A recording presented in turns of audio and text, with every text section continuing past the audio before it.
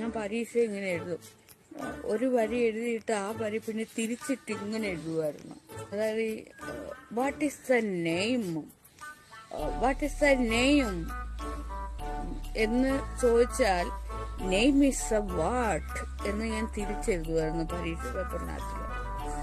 അപ്പോൾ അതിങ്ങനെ നിരന്തരം എഴുതി വെച്ച് അഡീഷണലായിട്ട് ഷീറ്റ് വേണ്ടി വരും. ആ ഷീറ്റ് വേണ്ടി വീണ്ടും പോയി ചെന്ന് ഷീറ്റ് വാങ്ങിക്കുമായിരുന്നു, പേപ്പർ വാങ്ങിക്കും. അപ്പോൾ വേറെ ആൾക്കാരൊക്കെ വിചാരിക്കും എനിക്ക് പഠിത്തം അങ്ങ് മുട്ടി നിന്ന് എന്തൊക്കെ ഞാനങ്ങ് ഷീറ്റ് പരീക്ഷ പേപ്പർ നിറച്ച് വെക്കുവാന്ന് ആൾക്കാർ കരുതും. പക്ഷെ ഒരിക്കലുമല്ല.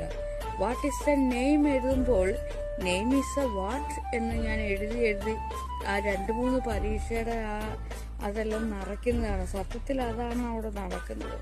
പക്ഷെ ആൾക്കാർ വിചാരിക്കുമായിരുന്നു ഞാൻ മുഴുവൻ പഠിച്ചെഴുതുവാണ്.